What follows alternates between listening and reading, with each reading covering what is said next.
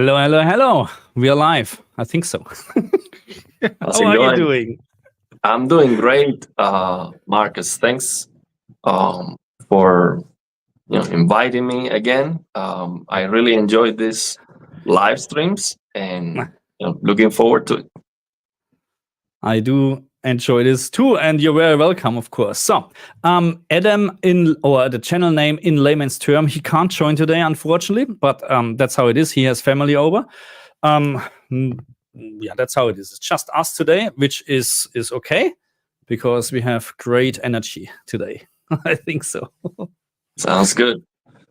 So, Well, show me. Yeah, go ahead. Yes, yeah. Go ahead. Go with the topic. Topic today is HDR is not a scam. And I know that Ariel is big fan of quantum TV, so that's fine. No, just kidding. no, I'm not. I don't want to play this down, but I just I saw another video of him, and that's why I choose this topic. It's not a scam, and we're going to talk about this today. And also the second topic, which is not as important but also important, is Broken Sword 1. They did a Reforged edition, so not a remastered, Reforged. And I really do like this game. So have you ever heard about this game, actually? I was going to say, show me the game. You talk about it I will show you later. I will show you later, okay? I have connected my PlayStation. Unfortunately, no sound, but I will show you a little bit of gameplay. So it's a point-and-click adventure. But first, let's talk about HDR, well, I would say. I mean, I want to say, I mean, this is not an attack against quantum TV or no. I'm sorry for that. I'm sorry for that. It's not. It's not the purpose of this stream. I know, and I've watched his videos. He actually titled the video, HDR is a scam, and I understand his point. And for a lot of people, it will feel like that because it felt like that to me. When I got the OLED and I opened the games, they were looking terrible on HDR. I opened God of War, but the original God of War has nothing. The HDR has nothing to do with this one, the Ragnarok. Yeah, you open the latest God of War, and it looks great on HDR.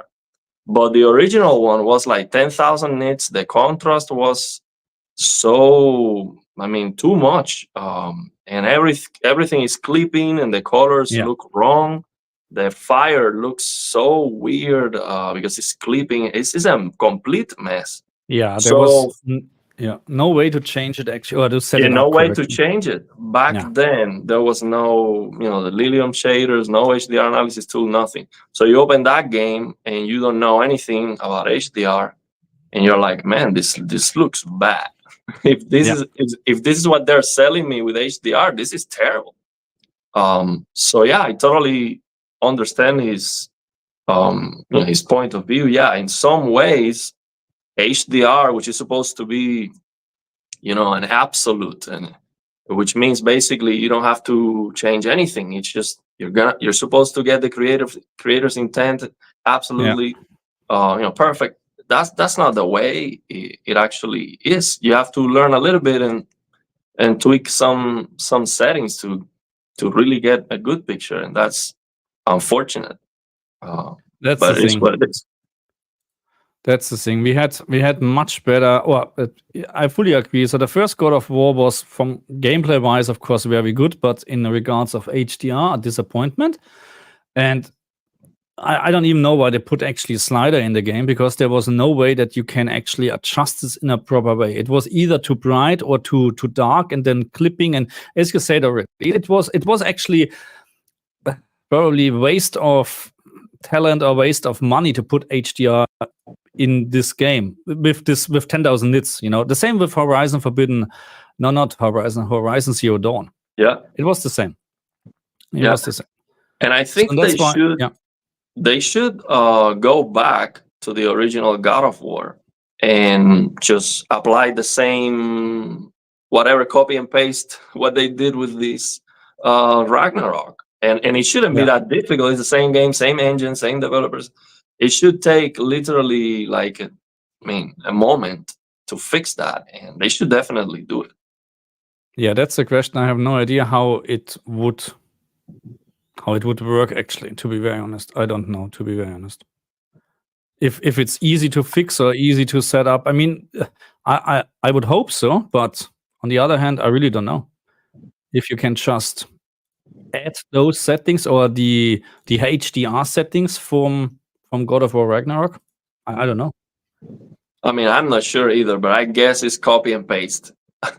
Okay. If they want, I mean, it should be like a file or something, like, programming is coding and all that stuff, so it should be just replacing whatever the other one is doing, and that should work. I guess so. I'm not sure about that. I don't know, but yeah, I would appreciate if there would be a quick update or something like that. Really, because it would be fantastic. Because also the first part or the previous God of War was absolutely fantastic. Yeah. So we shouldn't miss this out, or we shouldn't miss out HDR in this game.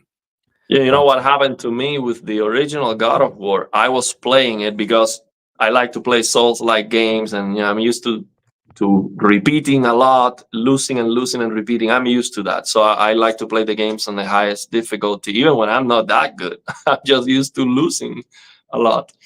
But the original God of War, in my opinion, was unfairly difficult when you play it on the highest difficulty, which is called Give Me the God of War. And you cannot change the difficulty mid-game if you choose the highest difficulty. So what happened to me was I got stuck, and I was like, man, this is unfair. These enemies are like disappearing and appearing on my back and impossible to pass. And then I said, okay, I'm not gonna start from the beginning.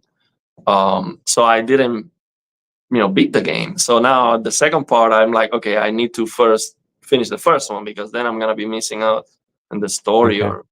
So that's what happened to me on that one. Makes sense. Let's go to the first comment what we have. HDR is a scam if you ever looked back at our CRT. I'm not sure. So I know how CRT looked like, and I know how my G2 looks like, and my S95C. And no, HDR is not a scam compared. I would not go back to a CRT. I don't know why. Well, maybe he's thinking. I mean, two things. One, the CRTs, they are actually the way they are refreshing the screen is actually extremely bright. It's like 30,000 nits, but the brightness that we perceive is the average brightness in time. So that's why they don't look, of course, like 30,000 nits. They are flashing the screen left to right, top to bottom, and that flash is very bright.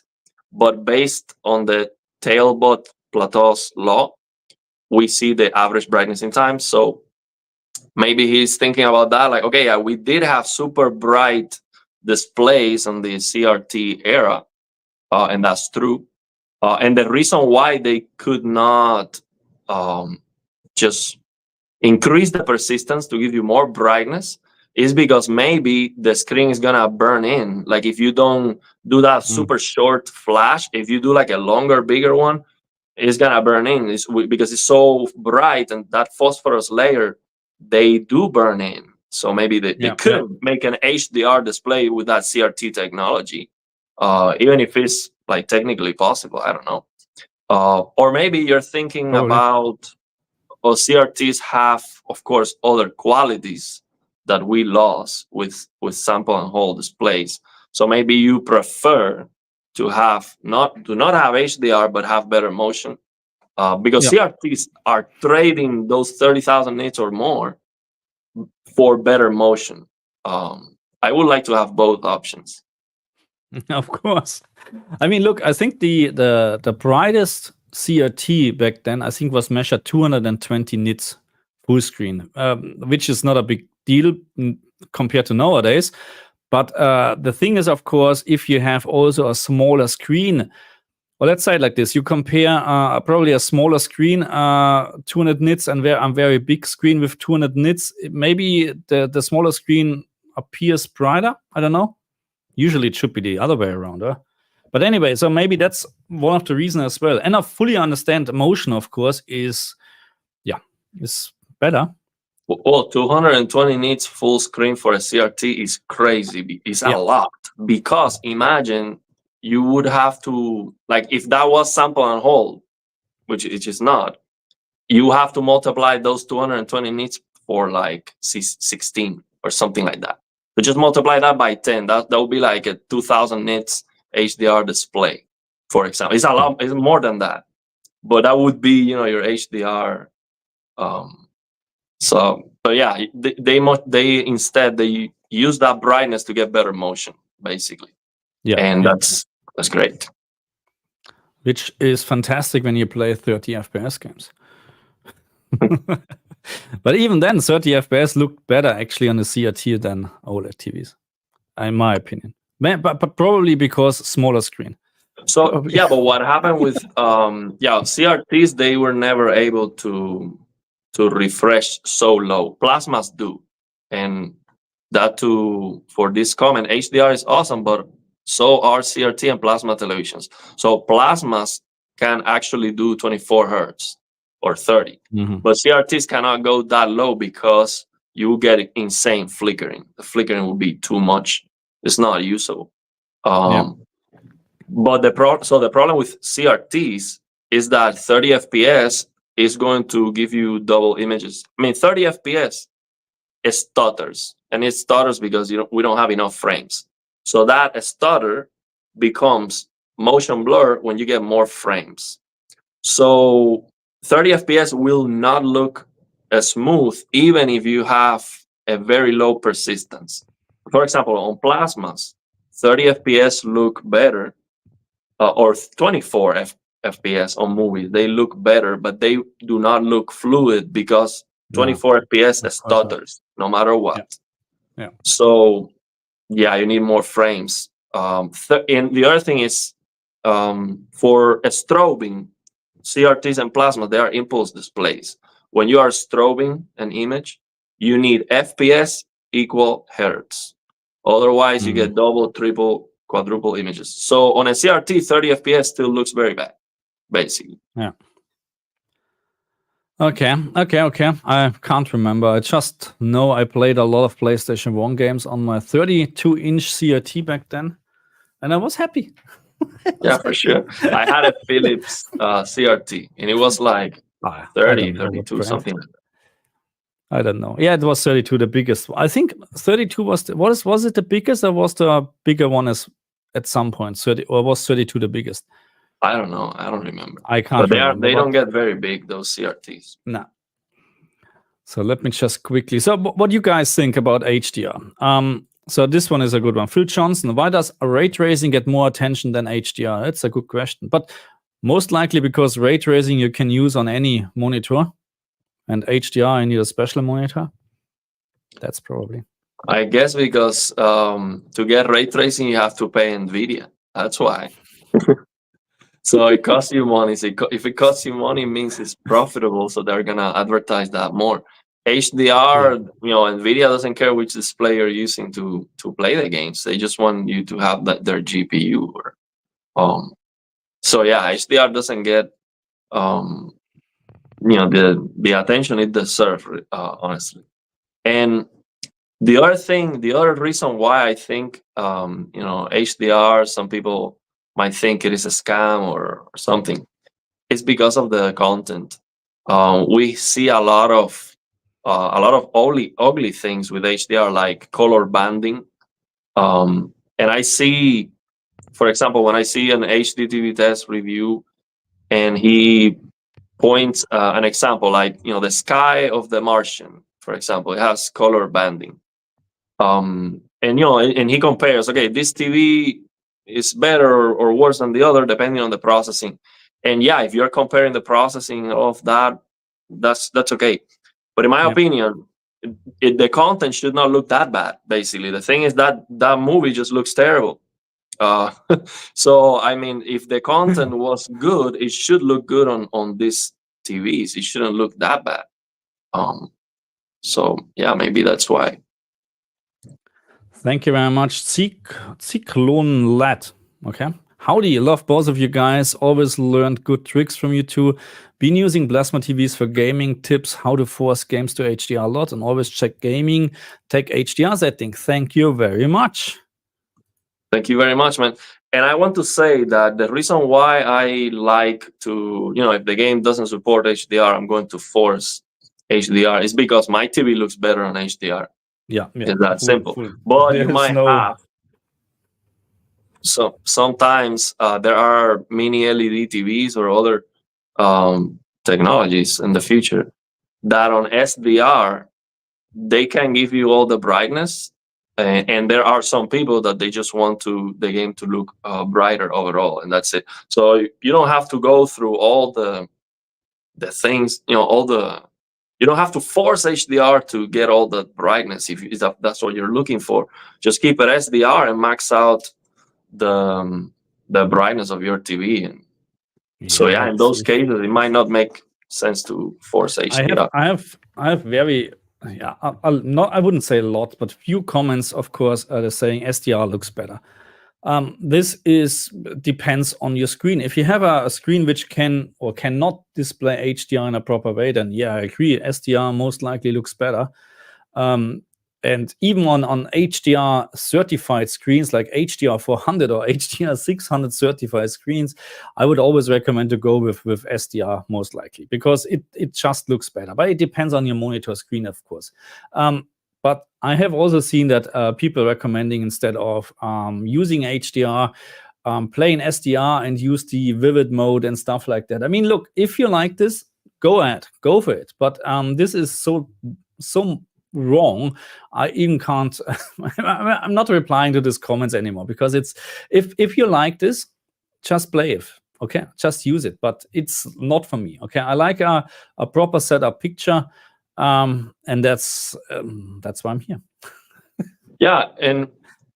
So the thing is, let's say you have like one of these mini LED TVs. I think the TCL QM8 F9G, I believe it is the full thing from 2024.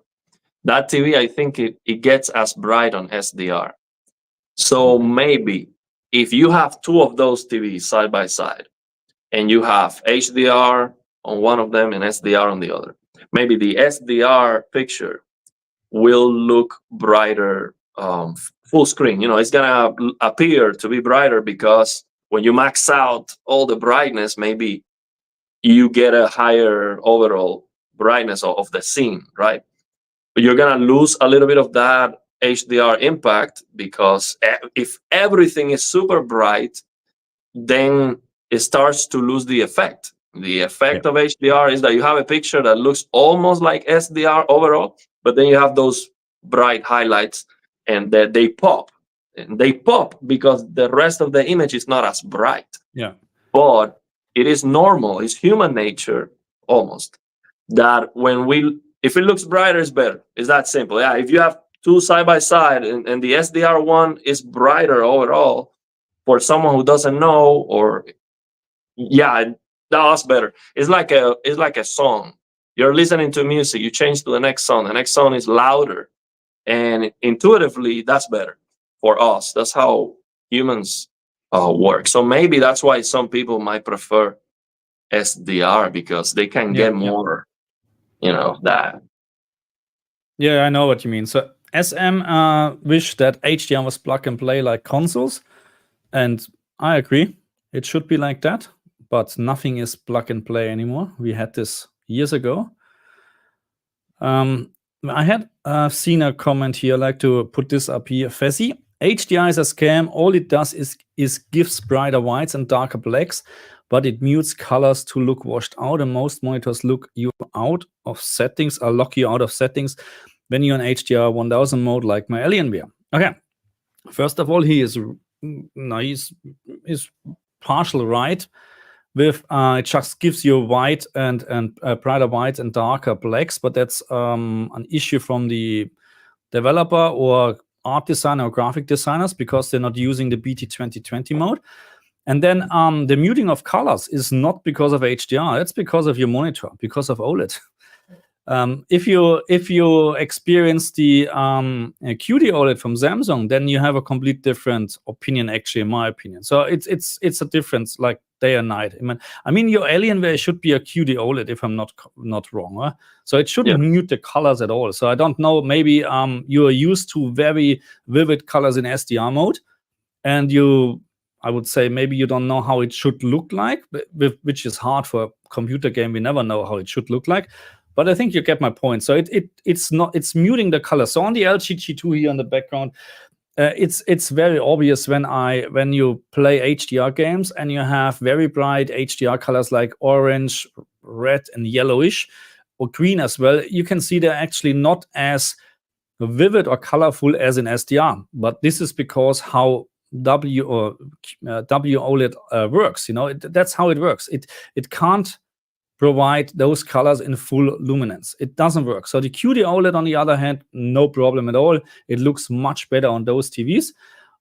So I disagree with you. And the thing, having brighter whites and darker blacks is already a big advantage, because we're talking about contrast, and contrast is very important, or dynamic range. Dynamic range is very important to have a much better picture. I mean, have you watched my HDR versus SDR comparison of God of War Ragnarok? Yeah, I did. And people, so I need to explain this, because people sometimes, you just have to increase SDR colors a little bit, and you will look the same or more contrast. You need to understand this is raw material from the console. Okay, so this is not recorded off the TV or whatsoever. This is what the console outputs. Of course, it depends now what you do with your picture on your TV. But this is what SDR looks like, what the creators intended you to see. If you have a perfectly calibrated TV, which you should have, or maybe not, depends on you, then you would see this. And this is, and I compared this because I did, of course, because I watched my side-by-side comparison and I said, oh my God, this SDR looks so dull, so boring. Is this how it is? So I recorded my TV just for me, HDR and SDR, and I watched this full shit. It is like that. It really looks absolutely dull, absolutely boring compared to HDR on a proper TV, of course. Yeah. But what I think happens is a lot of monitors do not clamp the color gamut on SDR. So you have an SDR that looks overly saturated. And it looks overly saturated because your monitor is capable of HDR colors. Yeah. But the problem with that is, for example, you might look at a skin tone and it might look too red. Of course, depends on the monitor and all that. But basically, if you have SDR with HDR colors, and of course, it's not calibrated to look good, it's just like out of the box. A lot of monitors, they just look overly saturated on SDR. And what happens when you turn on HDR is that now you're getting a little bit better color accuracy. So now the skin tones don't look like that, and things look more normal. So maybe that change feels like, okay, now it doesn't look as colorful as it was looking. But the difference is that you will get those colors, those more saturated colors that you were seeing on SDR, but now you're going to get them when the content is calling for them. And that's how it should be. You don't want red-looking faces to get better color saturation on vegetation or something like that. And you brought up a very good topic. So this is actually how I wouldn't say calibrated, but how I set up my TVs back then, plasma TV, CRT. You looked at color, at skin tones, because this is the most, exactly how the skin should look like. You don't know how the flower should look like at this very moment, because you don't know how red this one is in real. But with skin tones, you have more or less an idea how it should look like. So that's how I set up back then my TVs.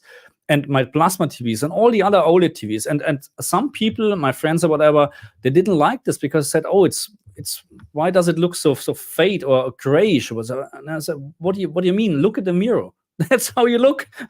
That's how, you know what I mean? So people are used to a very oversaturated picture. And this is, I understand this. If you like it, again, if you like it, go for it. I would not say color set color to 100 is wrong. If you like it, go for it.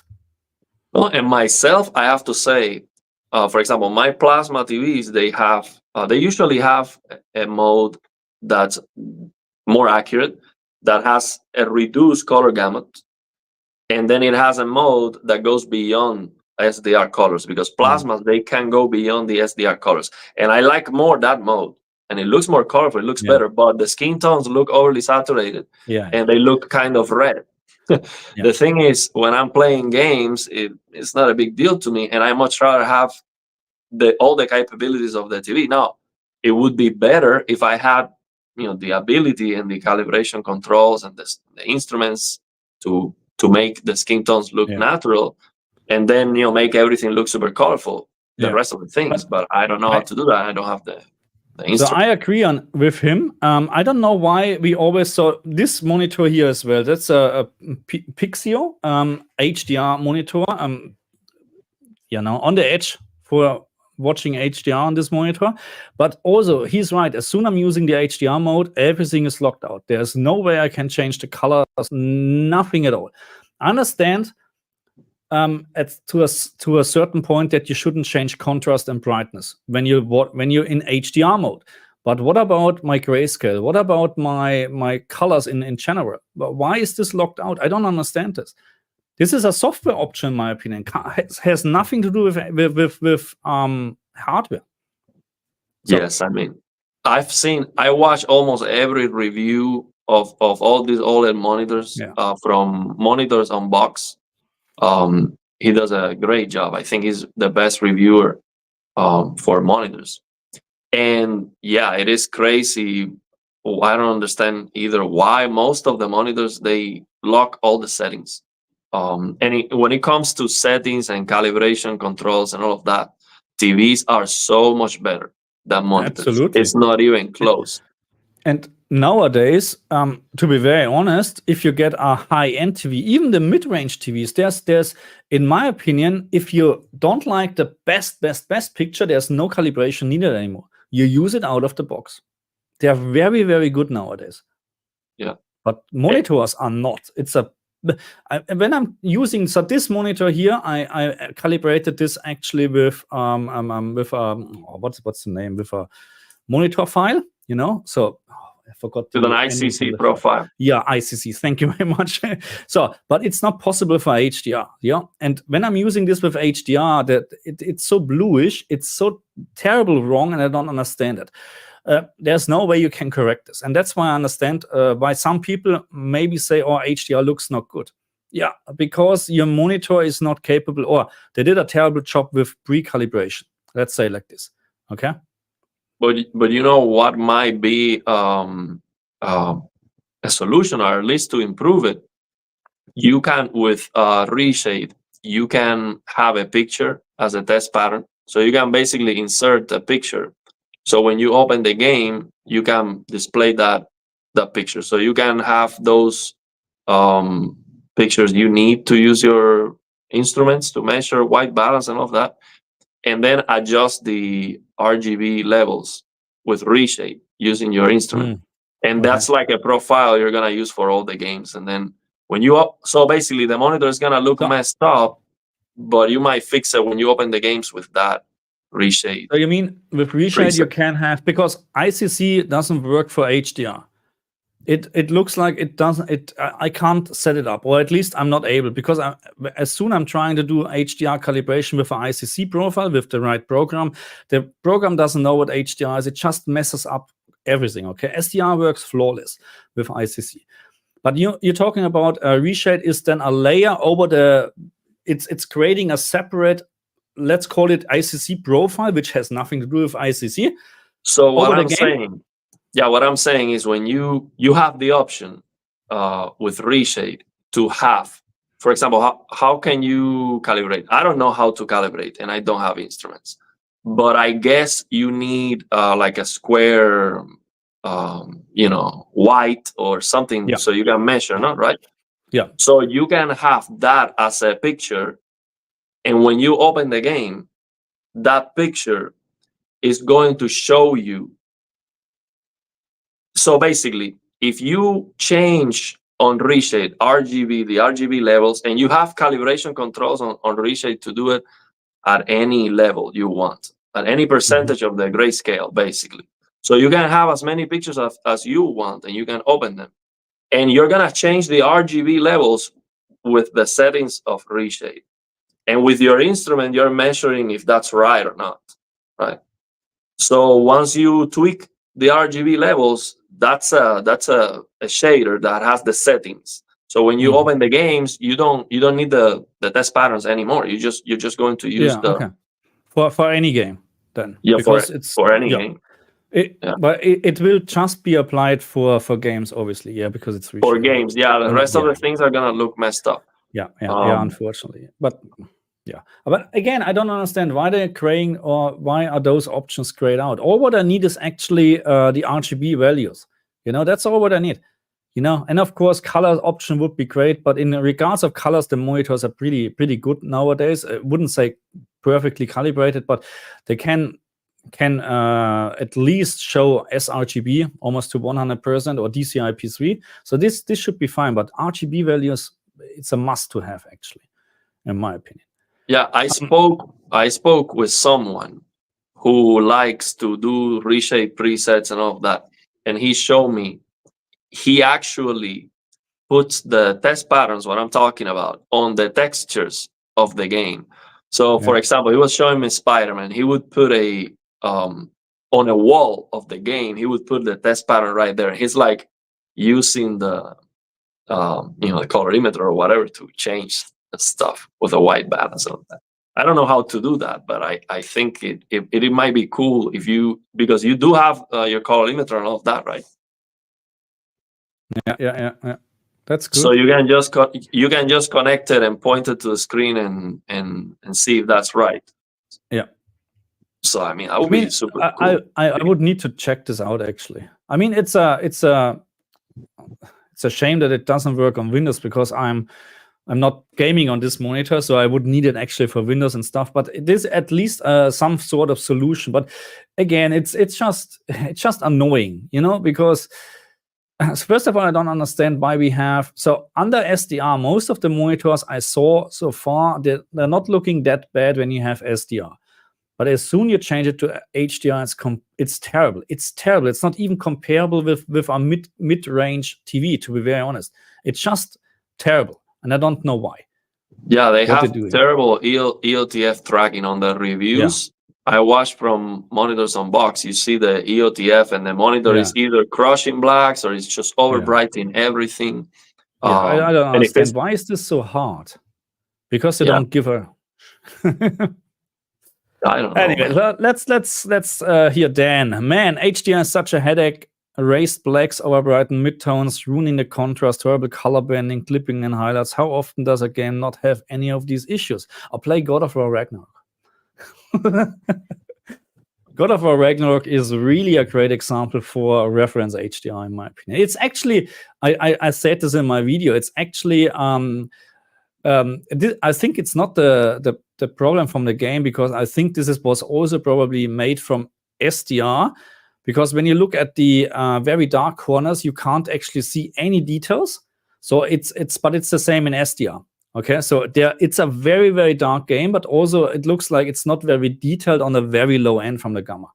But that's actually, I said this in a video, I prefer this over raised blacks. Absolutely. Because the contrast in this game looks fantastic. Absolutely, wow. Yeah, I opened it yesterday, actually, and the performance was very good. Oh, yeah. Oh, my goodness. Very, very good performance. And I like a lot that it has already so you can use DLSS. If you have a 20 or 30 series GPU, you can use DLSS and then frame generation from AMD. So you can use both. You don't have to, I like to use frame generation just to get more frames, so it looks smoother on screen. But then I don't want to use FSR because DLSS looks better. And now God of War, they let you use DLSS and frame generation from AMD, which is great. I just saw a video of forgot his name. I'll remember later. That the performance goes very bad in some areas. One area is because of the tessellation is kind of broken. You have basically you will see that the performance is gonna tank dramatically. You have to lower the tessellation to medium. So it's something that they have to fix. But It's not perfect, but what I saw, it was like, wow, it's like really, really good. I mean, no stuttering, great HDR, very good performance. I mean, a fantastic game. So yeah, I'm looking forward to play it. SM is asking opinions on budget IPS and VA panels monitors claiming HDR. It has, so I mean, it doesn't have anything to do with IPS or VA. It's about the backlight. You know, if you have no a proper backlight or dynamic backlight. No, what was the name? Shit. Yeah, dimming zones and dimming zones. That. Yes, you need to have dimming zones. Otherwise, what you will end up with is a terrible black level. Not black level race, but you have a black level value like crazy, because HDR needs to be bright, or the purpose of HDR, one of the purposes is having a very bright objects on the screen. And with just edge lit LCDs or something like that, it looks just terrible, because it will just max out the backlit, and that's it. So the very bad idea to have, so it has nothing to do with IPS, VA, or TN or whatever. It's the backlit, actually. Yeah, I think the LCD technology has come a long way, and now we do have those mini LED TVs that look great. But the technology itself, like let's say raw, like naturally, LCD is trash, man. It's just bad, because you have this light on the back, and then you're trying to block that light, so you cannot get something that looks black. It looks bright. So my monitor, when it's displaying a black color, is a full black screen is illuminating the room. It's like, it's crazy. I know I have an old TN panel here, and I like this TN panel over VA because of better motion, but in terms of black level, it's just terrible. You turn it on and hey, there's light now in my room. It's crazy bad, man. So now LCD technology is gets brighter. So full screen, you do get it. Wow, it looks very bright, like a bright sunny day. It's gonna look great. And also, LCD technology right now is crazy good when it comes to motion and all these motion technologies, to strobing and all of that. NVIDIA has this ULMB 2.0, and it has I forgot the name of this. Someone in the chat tell me what was the name of this latest thing from NVIDIA. That's basically VRR and strobing at the same time. I forgot about that. That's great. I mean, this is better than CRTs when it comes to motion. And I just wish it looked, it had good black levels. It was the picture quality was better, because it does have some great qualities for competitive gaming and all that. I forgot about that. So Christopher wishes they stop using HDR on games. I wish they would focus more on HDR, but everybody can wish. Why? Honestly, I think it makes more sense to stop using SDR. Yeah. Because which monitor are people playing today, either on a computer monitor or a TV? And most of the monitors and TVs they sell today support HDR. Yeah. So I think we would have a lot less problems if the game was just HDR, nothing else. Because I mean, they will get it right for sure if that's what they're looking at all the time. So I think that would be better instead. Maybe because of that, a lot of people can't afford a high-priced TV. I agree on that, but still, that's not. But even the cheap TVs are supporting because I can't afford a Porsche or whatever, I don't wish to stop producing them. No, I know what you mean. So, but so let's say like this: it's with every technology. So at some point, you have even the low budget TVs, you will have proper HDR. It will take some time, of course, but it will be there. And even then, maybe let's say in 5 years from now, a low budget TV has the same qualities as the LG G2 behind me. That's just normal. So I would actually say, yes, I agree with Ariel. They should stop using SDR. probably would lead to a couple of issues because many PC games probably using still a 60 Hertz LCD screen from 15 years ago. But yeah. We have Glass is in the house. classic tech calibrations. He says, I've yet to find a gaming monitor I could recommend if you care about accuracy. 42-inch C-series is the smallest display I like. Yeah, what I've seen on the reviews, the accuracy of the monitor is terrible. And then you don't have settings. That's the problem. So you might not be able to fix it. Even if you are a calibrator and have all the instruments, if the monitor doesn't have a way to change anything, that's kind of a big problem. It will be interesting to see, to know if there's if these TV calibrators, they can actually use this method that I was referring to calibrate with reshape, basically. So if you have, for example, you have a monitor that has no settings whatsoever, and you don't have any way to change anything, can you calibrate using reshape so the games look good, so the games look right? That would be great if that could be done by a professional, and then they could, of course, share that reshape file with everyone. That would be great. So Classy, just let me know if you want to join, by the way, because you're more than welcome to join. So there was a comment, and now I missed it. Or just give me here, this one. Eric Thomas, do you think the next Nintendo console will embrace HDR? I would love, but I'm not sure if this is a that's not important for Nintendo, I think. I'm not sure if they're going for this. I mean, they would. I mean, look, the Steam Deck, the OLED Steam Deck has HDR. There's no excuse anymore not to have it. Okay, let's say like this. But it's not what Nintendo is aiming. Nintendo's aiming gameplay. That's what they're aiming. Full stop. So and I mean, sure. What I see with Nintendo games is that a lot of them are very colorful. So if you have, HDR on Zelda or something like that, and everything is super bright, the battery life is gonna be trash. So you don't have Nintendo games are not like dark horror games with highlights or something. They are mostly solid colors, super colorful, and that's gonna be very power hungry if they try to push that HDR brightness, I think. What is this, Fessy? Could you further explain the BT2020 sRGB DCI-P3 color stuff? And I'm finding this fascinating. What you have said so far makes perfect sense. So basically, so you have the SDR, and let's talk about SDR and BT2020 because I think BT2020 is the widest color space. I think sRGB is even a little bit less.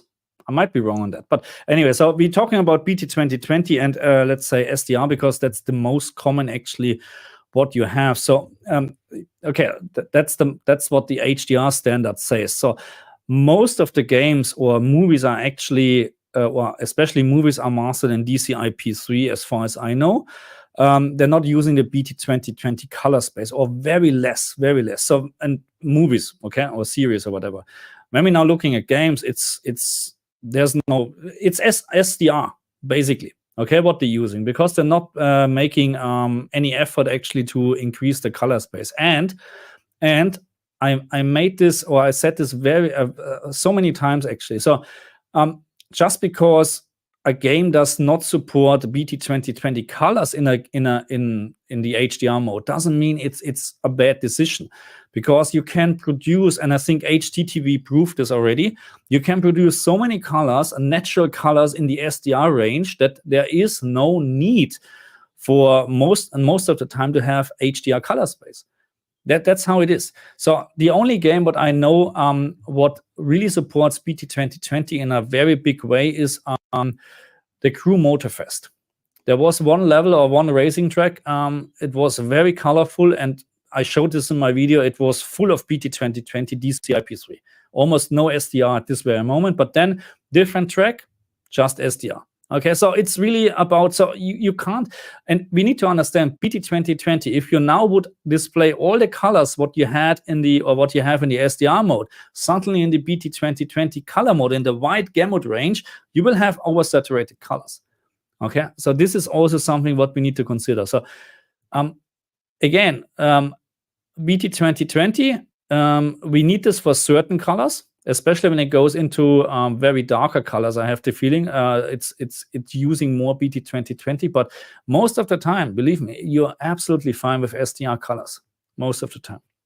Yeah, about that, I just want to say sRGB is just a gamma curve. It's a SDR gamma curve. You have on SDR, sRGB, we have 2.2 or BT1886. Those are just gamma curve. And yeah, about the colors, ideally, you would have the creator using your display to make the game and, or the content, and try to get the most out of it, and that's it. And it will look perfect. So let's say your monitor calibration is all messed up. It looks super blue. It's just a mess. Okay, it's not tracking the EOTF at all. It's just terrible. Okay, well, if someone designs the game using your monitor, they can still make it look perfect and look amazing, because that's what they're looking at. So they are actually gonna have to change. They do the color grading on your own monitors. It's gonna look perfect. The reason why we need a calibration, and the reason why we need the monitors to be very well calibrated and the TVs, is because someone is making the content on a supposedly on a reference monitor, or at least on a display that's well enough or decently calibrated.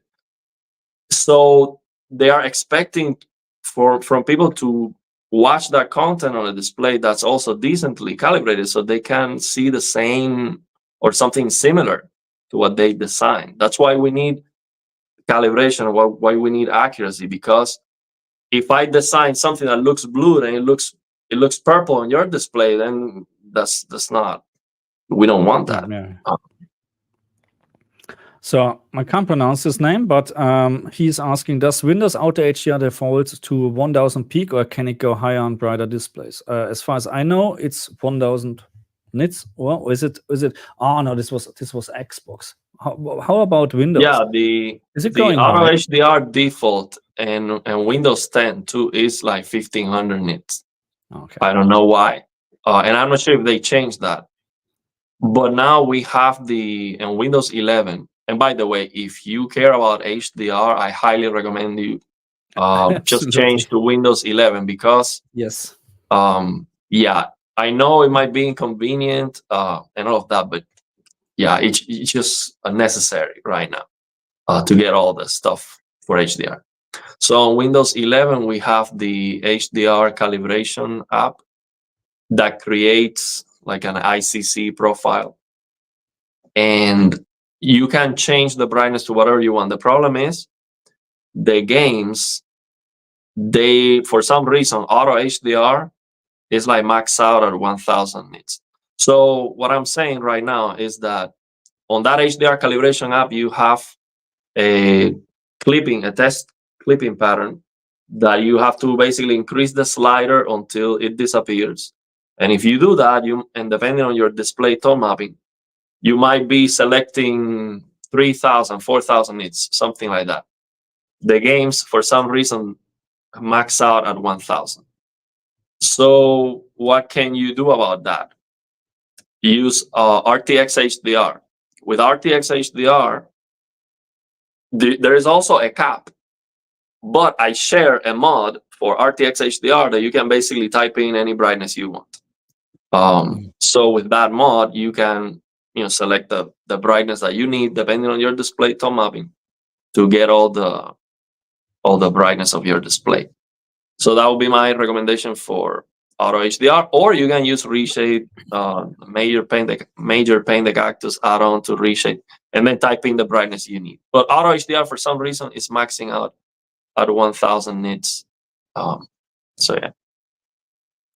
So now Gaming Tech has not the G3 or G4. I have the S95C and the G2 behind me, but depends on what next year brings in terms of private stuff.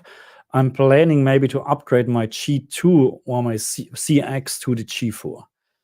I'm not going to buy the latest or the latest TVs on release, because it's just ridiculous how much money they're asking for.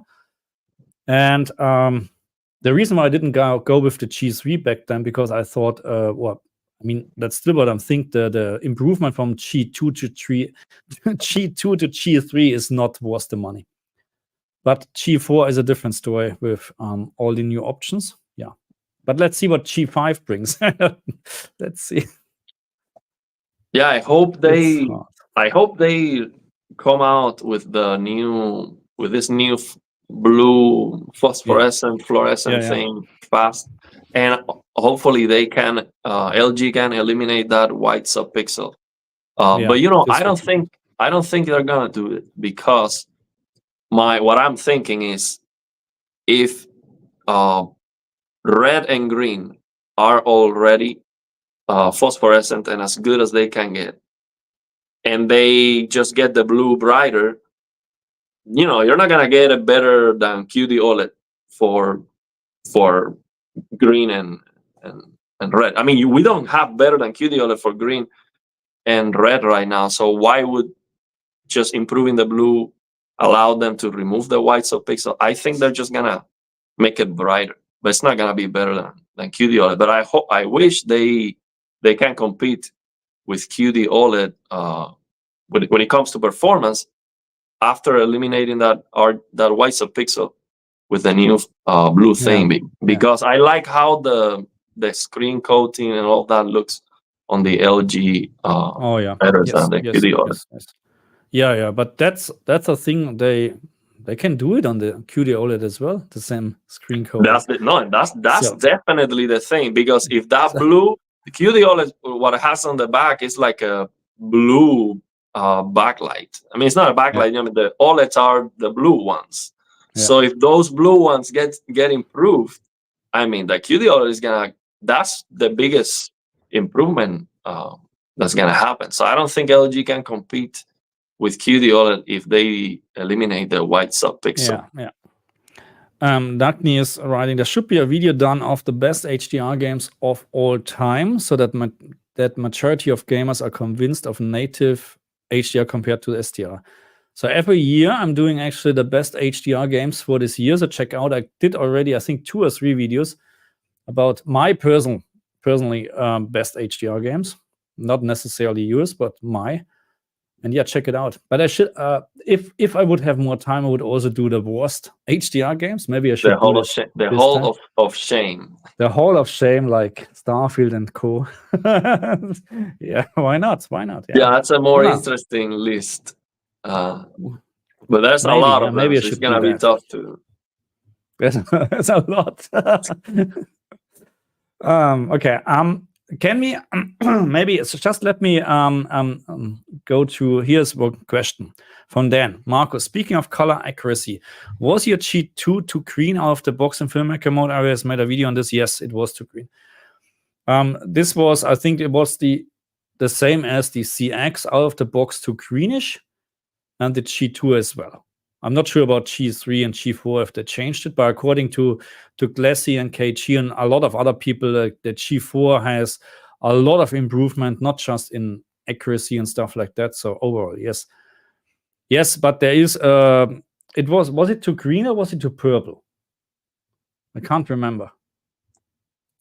So what I would recommend you to try, see if it makes any difference. Try an app on the phone that's called color temperature meter app. That's not accurate at all, but you can get some readings that can give you a point of comparison. So if you had, for example, 2 WRGB TVs and you could have them side by side, you could compare your G2 with the or G4, G3 with the other, and then so you have like on that app, it's gonna give you a green to magenta balance, right? So if it's the same technology and you're using the same app with the same phone, and the other one is dramatically different, and that might be something that can help you, lower it to a point that makes sense. But of course, use your eyes if you don't have instruments to calibrate or watch a video or something. This comment here, test drive Solar Crown is even worse now. So I'm not sure, did they fix the issue with the HDR? Because it was not working for me at all. And so not at all. It was displaying HDR, but it was not displaying HDR at the same time. So I'm not sure if this is now fixed. I've never tried that one. No, don't waste money on it. No, really, don't. No. I was just, I don't know why I bought this. By the way, I opened yesterday. I haven't played it yet, but I opened Jedi Survivor. And I didn't use the HDR calibration app or anything, but it was looking okay. Did they? Was that fixed? I think you made some videos about it. So according to my info, so what they have fixed is the brightness setting. So it was always 200 nits actually too low. But they fixed this, but not in regards of the black level rays. It's still the same. Okay. Well, I mean, the first impression I got from the game was okay. I didn't play it or anything. I just the first cutscene, and when he starts walking with handcuff, I just had to go to sleep. I didn't play it, but it was looking okay. So you're saying it has a black level rays? Still? Yes. Okay. But I never, so let's say like this, so I never tested it actually. I think I never tested this game with the HDR analyzer tool. This was a game, it was before the analyzer tool. I saw it with my own eyes. You can see it, in the dark room. But I need to double check this. I don't think they... Huh? Are we talking about the same game? Is Jedi Survivor? Yeah, Jedi Survivor. Not Fallen Order. The Survivor is the last one. Yeah, Survivor. Right? Fallen Order was great, I think, in regards of HDR, and Survivor was not good. Okay. Maybe I'm mixing up things, but no. I'm pretty sure. Jedi Survivor, which was just released on PlayStation 4 as well, correct? I think they just released it on PlayStation 4 as well. I don't know. I check it out because they removed the Nuvo DRM, so the performance is a lot better now. It still stutters. It looks like a stutter mess, but I opened it to see if it was playable. Yeah. Okay, so Darkney is asking, why don't you have an A95L or any other Sony TV and test the automatic HDR calibration tone mapping that it does with PlayStation 5? Are Sony TVs bad for HDR gaming? What about this year model? They're not bad, probably not, absolutely not. I mean, they're great TVs, but you pay the Sony tax, which is even worse than compared to LG tax here in Australia. That's why, and the difference probably between...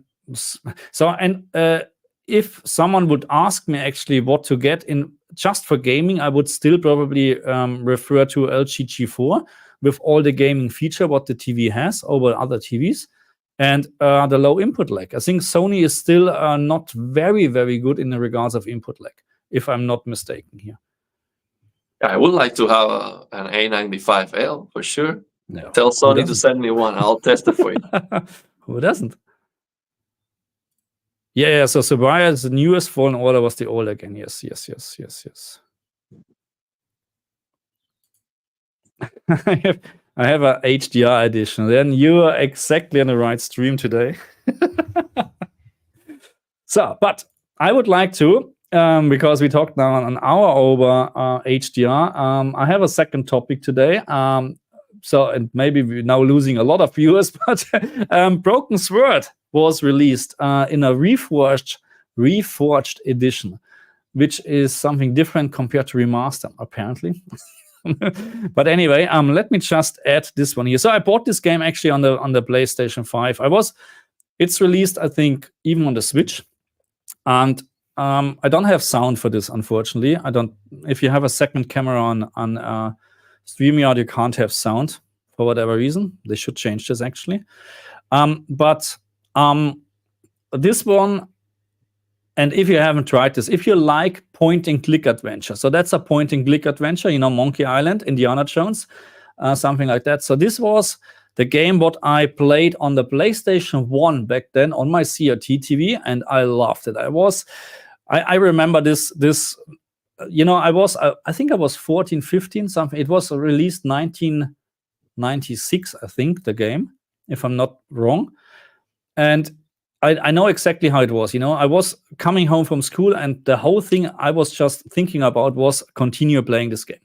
With the sound, with the graphics back then. Let me just do this for now. Again, we don't have, unfortunately, sound. But this is how the game looks now at the moment. When I'm doing this, this is how the game looked back then. This is PlayStation 1 graphics, okay? I think probably already a little bit improved. But this is how the Reforged edition looks now. And as you can see, point-and-click adventure. I just love it. Again, unfortunately, no sound, because the sound and atmosphere in this game is just from a different level, in my opinion. Okay, so let me ask something. Yep. Is that like Monkey Island? I love the Monkey Island games, by the way. The last one I play, I made a bunch of videos about it. I think it's great. Is that like Monkey Island? Like you have to figure things out? Like it's yes, difficult? Absolutely. It's like that. It's the same style. Okay, it's not as funny as Monkey Island. Let's say like this. The human Monkey Island, of course, is on a different level. But I like this. So, and I play this game in German, by the way, because I like the German voice is much better than the English one, because I'm used to this. So I know how it sounded like back then. And this is the only criticism I like to do on this game, the sound quality from the voice, because they couldn't, well, back then when they made the game, it was recorded, I think he said in 22 kilohertz. That was back then because it had to fit all of one CD. Okay, CD, we're not talking about Blu-ray and whatever, so that's why they decided to have a lower quality. And they tried their best to actually upsample this a little bit, but you still can hear it's not on the same level as modern games. But the sound quality in general, the sound or the music in general is really so fantastic. And yeah, I just love this game. You have to figure out a couple of things. I think it's 7 hours long, the game. It's, if you know everything, of course. But it took me, I think, 10, 15 hours back then. And, again, you can, with one click, you can actually change between the old graphics. Wait, I make this bigger again. That's the old PlayStation 1 graphic. And then when you click, you have now the Reforged edition. It just looks really, really nice. And I remember loading times back then on the PlayStation 1 was crazy long. This, of course, now it's instantly. So there's no problem anymore. And yeah, unfortunately, again, no sound, but check this game out. If you I'm gonna like, check it out. Again, if it's similar to Monkey Island when it comes to puzzles and all that stuff, I like it's that. great. It's great, and I like to play. I started this game, and here at the moment, I can't remember shit actually from the game. It's so long time ago. Sometimes when you do something, oh, this was this back then, yes, but it's 25 years ago. Wow. Anyway, there are also, I think, a new Monkey Island game was released. I think, what was the name from this one? There was a new Monkey Island game which I haven't played actually yet. I beat it. The game was great. It was really, really good. It was just cartoon, and so no, it was not 3D like some of the Monkey Island. It was just like that. It's very similar to what you show. Yeah. But more cartoonish, like colors, less realistic. Yeah.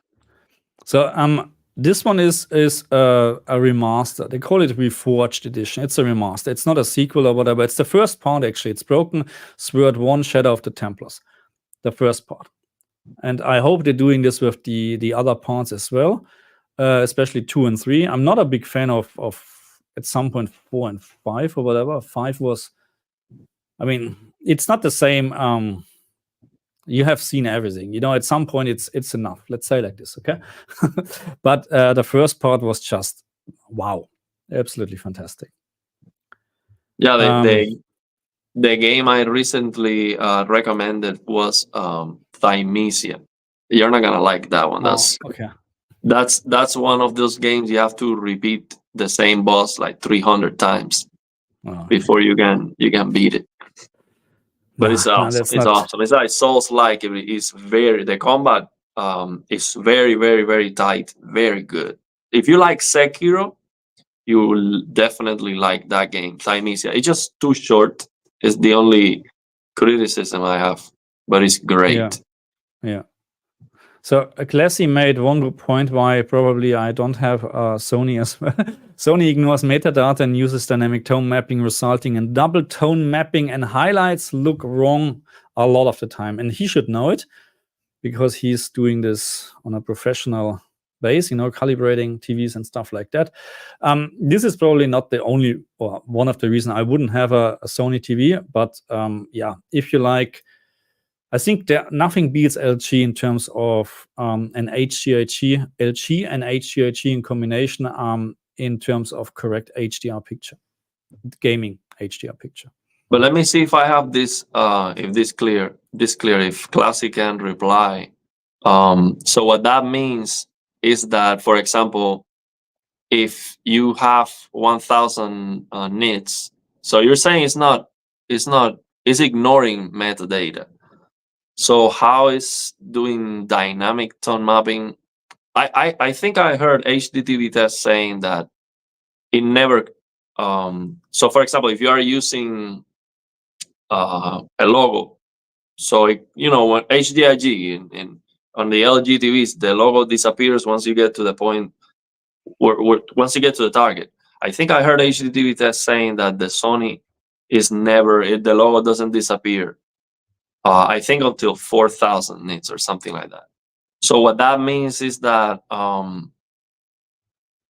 is that what happens? So how is the logo not disappearing if the TV is ignoring the metadata? So the TV basically knows, and then instead of clipping, it never clips. Like it tries to don't clip the logo. I don't know how that works. I would like to know, to have clarity. That's a good question, but probably because it's not working at all. Probably because you're right. I mean, it depends what the TV actually likes to do.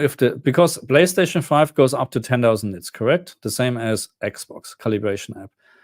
If now the PlayStation, let's say, the TV likes to use 15,000 nits, then of course the logo will never disappear, which doesn't make sense. Of course, at some point it's just too much. But this is why he's saying highlights look wrong a lot of the time. Because I mean, that's not just with Sony TVs. As soon as you use dynamic tone mapping on any TV or any monitor, the highlights will not be as detailed or correct as with HDRG. That's how it is. Can't be. Yeah. So I guess my question is there's no target? Like, will the Sony A95L, for example, will that TV does it have a target, 1500 nits, and once you get to 1500 nits, it's going to clip everything after that, or it doesn't clip? So if you have 1500 nits, you can still see the logo, and you keep increasing it to 2000. It dynamically changes until it gets to a limit. Certain limits which might be 4000 nits. Because I think Sony TVs don't do tone mapping with 10,000 nits. So I think it's 4000 is the limit. But yeah, I would like to know that. That's interesting. Yeah, that's a good question. I don't know actually how, but ignoring metadata, I mean, that's not, that's what I don't understand then, because if you have a game which supports, and this is also, so again, a PlayStation or Xbox game does not support HDRG, it supports the PlayStation 5 or Xbox or Windows 11 calibration app, okay? So that's what is happening, because the game doesn't know what picture mode or tone mapping mode you're using on your TV, okay? So, but if it is ignoring what you set up in the PlayStation 5 or metadata in general, what you set up in a game, so how does this... So I mean, the LG TVs also ignore that. For example, if you have tone mapping off on the LG TV, and then you change the HDR, the calibration on the PS5 or the PC. If you change that to 1000 or 2000, 3000, the tone mapping of the LG TV doesn't change at all. The TV doesn't know what's going on, basically. It's not receiving that metadata. If you are on the YouTube app on the LG TV, it does changes the tone mapping target depending on the content, but it doesn't happen on the PC. At least on the PC, I hope that. I guess the PS5 is the same. Okay, so Classy wrote, it reverts to 4000 by default, but Sony clips around 2300. You have to set game console to peak ability of the model, or it can look bad. So 1500-ish for A95L. I see what he's saying. Yeah, interesting. Yeah, so it's like dynamic tone mapping on the LG, but maybe it is clipping around 2300 basically.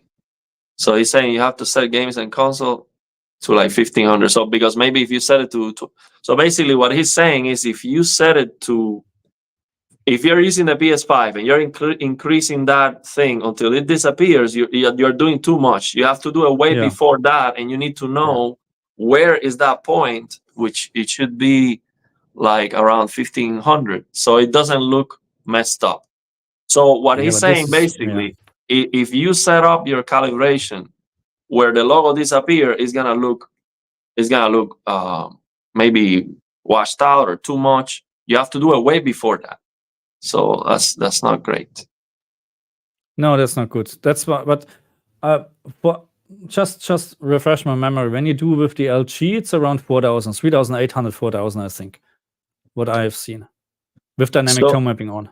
Yeah, so dynamic tone mapping on or tone mapping off, which is not tone mapping off, is tone mapping. By default, basically, if the TV doesn't receive the HDR metadata, it's going to default. It's going to be null, which means the TV is not receiving anything, and it defaults to 4000. So what happens with the LG TV is that, yes, 4000 nits is the target, but if the content max CLL is 800 or 1000 or whatever, the TV is going to push all the brightness, even if it's below. So even if the HDR metadata, even if the max CLL is below that 4000, you're still going to get all the brightness. Of course, it's going to look better or worse depending on what the content is. It would be better if it would be close to 4000, but you're not going to be losing brightness. But if you use tone mapping off, which is more accurate for the LG TVs, and the max CLL of the content is below 4000, it's gonna look muted. You are not getting all the brightness, because to get all the brightness of the TV, the max CLL needs to be 4000. But the thing is, you can change that manually. On the LG TVs, you can actually change that target. So it's not 4000. You can go to that HDMI signaling override menu, which I've heard Classy say that, users should not have to go there or shouldn't go there and change anything. But it is an option, and it does work. So if you go to that HDMI signaling override menu, you can change that target, master in peak max CLL, to be closer to what your TV is capable of. So for example, if you have a G3 or G4, you can change that to 2000, for example. Master in peak max CLL 2000, use tone mapping off, and then at 2000 nits, so once the max CLL of the content is 2000 nits, the logo is gonna disappear, and that's gonna be more accurate. So it would not be like double tone mapping like with the Sony, basically. It will only be tone mapping the content, not the TV again. Of course, it's doing tone mapping, but you get what I'm saying. So, Dagny, so based on what you said, would the gaming experience overall on LGW OLED like G3, G4 be better than QD OLEDs, even with classic custom CMS for TVs like S90? If using, that's a very I can't talk about, because I have seen the G4, but not in comparison with my S95C. So it's very hard. So What I can tell you is my LG G2 is not as good in gaming as the S95C, without a doubt, because of the panel. In regards of software or gaming features, the LG TV is just better with the FTDA setting and stuff like that. It's just better, but depends what you like. If you like to have a very clean, no dirty screen effect panel, very powerful brightness and stuff like that, then QD OLED TVs, the S95C is no way the TV to go. Even probably with the G4 next to it, because QD OLED is just a better technology. That's how it is. But depends what you want. If you want a better overall, or the package should be better, or I think that the packet in general on the G4 would be better compared to the S95C or S95D. In general, with all the features, the new HDR, HDRG features and stuff like that on the G4 is just amazing. That depends what you So want. I think if LG makes a QD OLED, that would be the one to go with. Oh my God. Because the settings I think are gonna be better, and the calibration and all of that. So the QD OLED is the superior technology. So the A95L having that, dynamic tone mapping thing is still gonna look better because the QD OLED is a superior technology. But it would be better if it had the HGIG like calibrated like LG. It would be better for gaming, and it would look better for sure. Yeah, absolutely. There's no doubt about that. That's why one of the reasons is that's why when I'm playing games like here, this one here, I'm playing this on my S95C. But the fun part is because you have so much dialogue and you have to listen to, actually the S95C dims at some point. Even I have this actually disabled in the service menu. So I need to double check this again. Or let's say like this, there were a couple of updates, firmware updates since I disabled this. But I'm not sure if firmware update is setting this back to normal, but it happens actually. It really dims the whole picture because you are watching the same scene for a long time. And nothing happens on the scene. So that's not moving. When you move the character, the picture stays. No. Most of the time now, if you now start, let's say, talking to this guy, you know what I mean?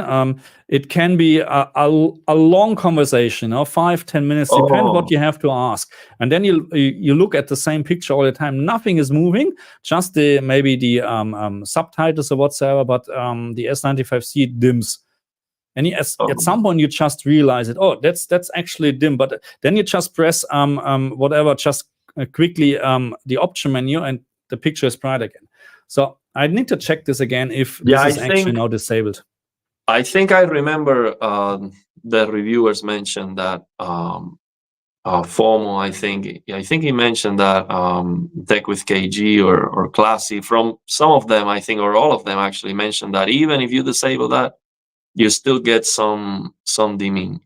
Yeah, I think so. Yeah. It's interesting because I never experienced. Usually you don't experience this because you don't have a static picture on your screen, but this is a static picture. You know what I mean? That's how it is. And yeah. Anyway, it's not a big deal. It's just what I learned. You know what I mean? What I found out. There was also this one. I think we tried to answer this last time already. So do you think the PlayStation 5 Pro will have a full 48 gigabit HDMI port? No, I don't. I don't think so. They will. I don't know, to be honest. I don't think so. I don't think they will change this feature, to be honest, or this hardware part. I would be surprised about that, to be honest. What do you think? I don't know. I think if 8K is actually now supported, like it actually displays 8K 60 hertz or something like that, there could be a change on the bandwidth. So basically, if it is better than the PS5, than the regular PS5, when it comes to being able.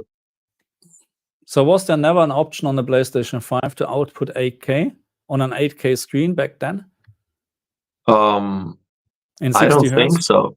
I don't think so. The game, The Tourist, I think it was still 4K, but internally was 8K. So basically, it's like downsampling from 8K to 4K, so it can show you that. I'm not sure though. I don't know. Okay, so Glass, you can disable dimming on Samsung and service menu easily. Then maybe a firmware update enabled it again, because I'm pretty sure I disabled this back then. This was the first thing what I did.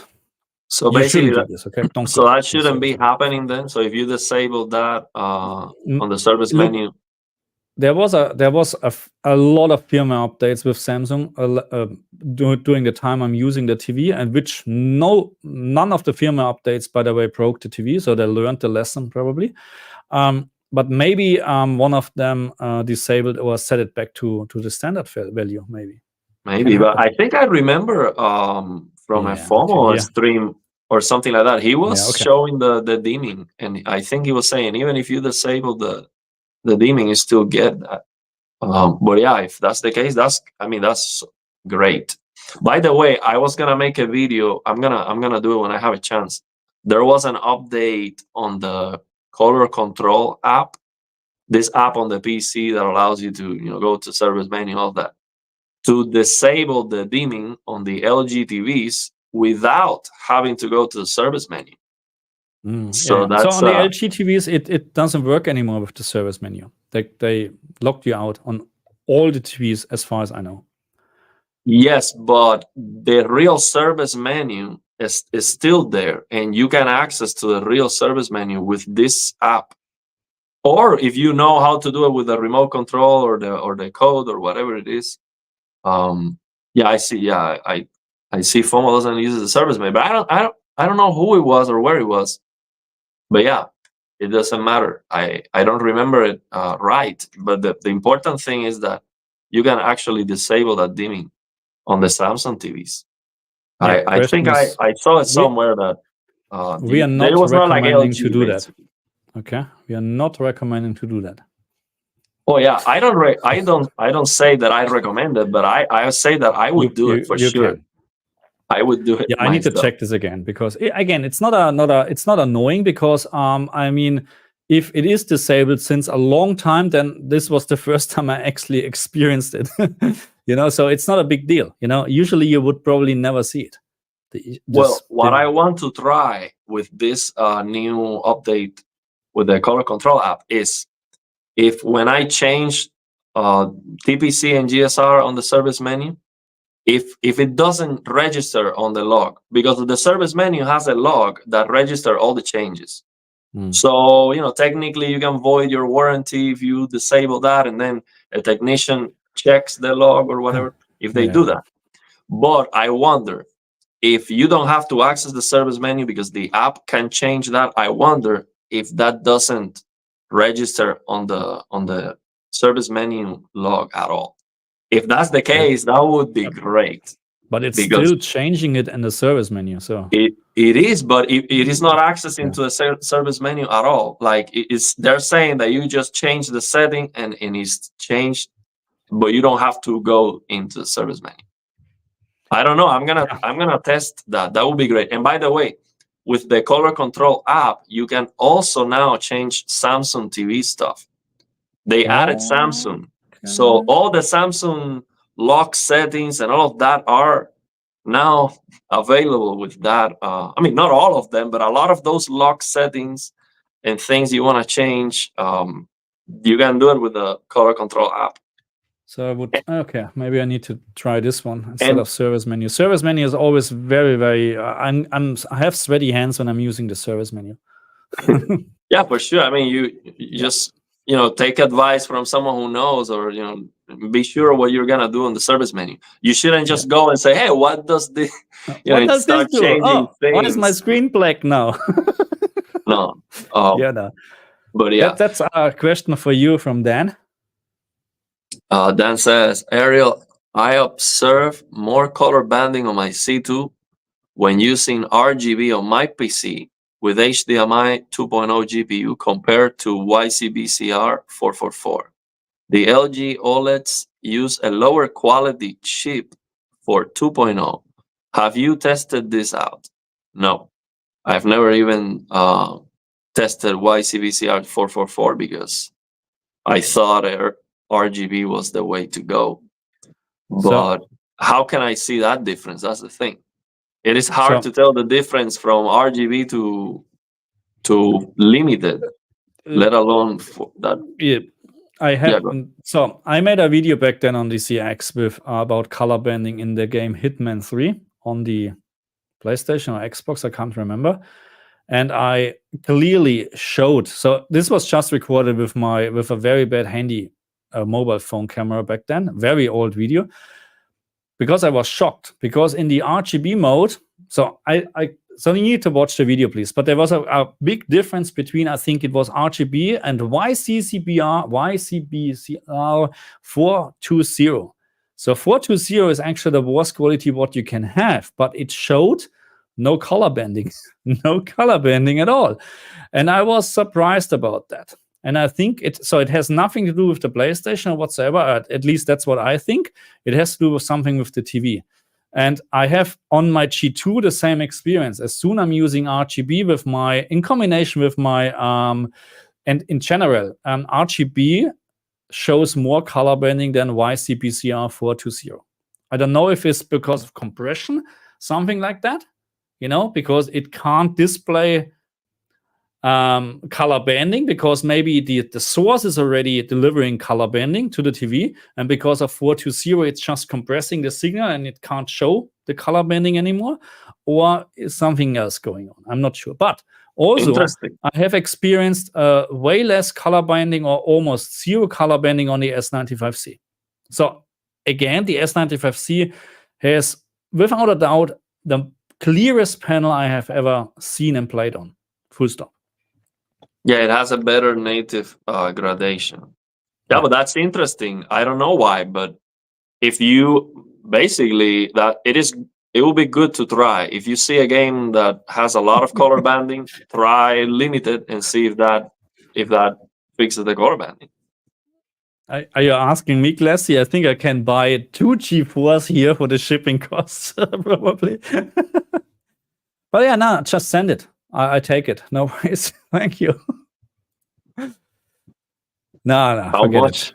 A G4 65 inch? It's basically free. I mean, it's used, clearly heavily used from a calibrator. Everything is disabled in the service menu. I wouldn't pay much. He has been cooking it for a while. Yeah.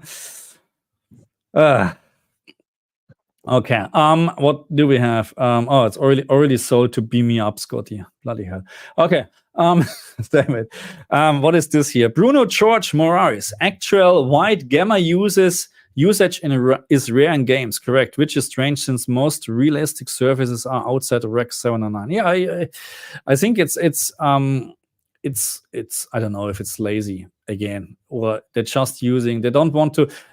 The problem is because they're focusing on SDR first, putting all colors in SDR, and then you just pressing a button and use HDR now, which for highlights and black level is fine, but in terms of colors, nothing changes, because nothing is really mastered probably in HDR in the first place. I wonder that the textures of the game itself are SDR textures. Like textures have color. I mean, if you have clothes and all that, things are already done. They are SDR textures. I don't know why. I mean, they would have to have like an HDR texture pack or lighting, they would have to work on that. That's why I'm saying it would be better once they eliminate SDR completely. Like there's no SDR option. They work on HDR. The game is done with HDR from the ground up. That would be the best. Yeah, absolutely.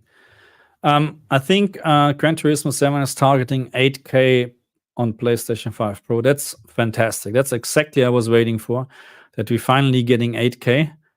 Well, but I don't know which mode is that, because actually when with the ray tracing 24 thing, I think Digital Foundry said that the resolution was actually lower with the ray tracing. Of course, they have to lower the resolution, and it's gonna look softer.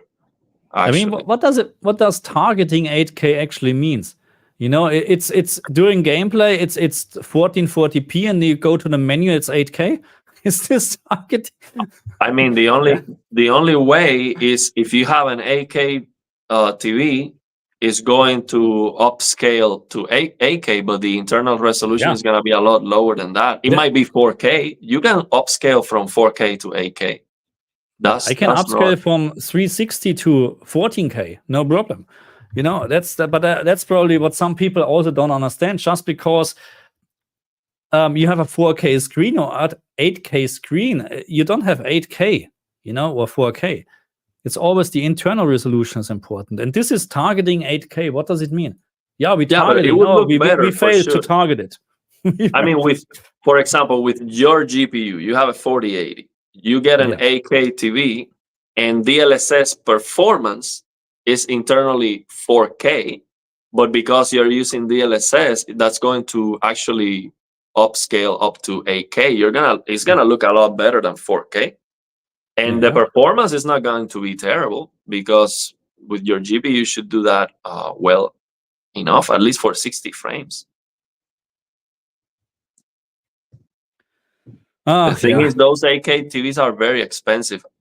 No, it's no point to get one. Really not. No, in my opinion.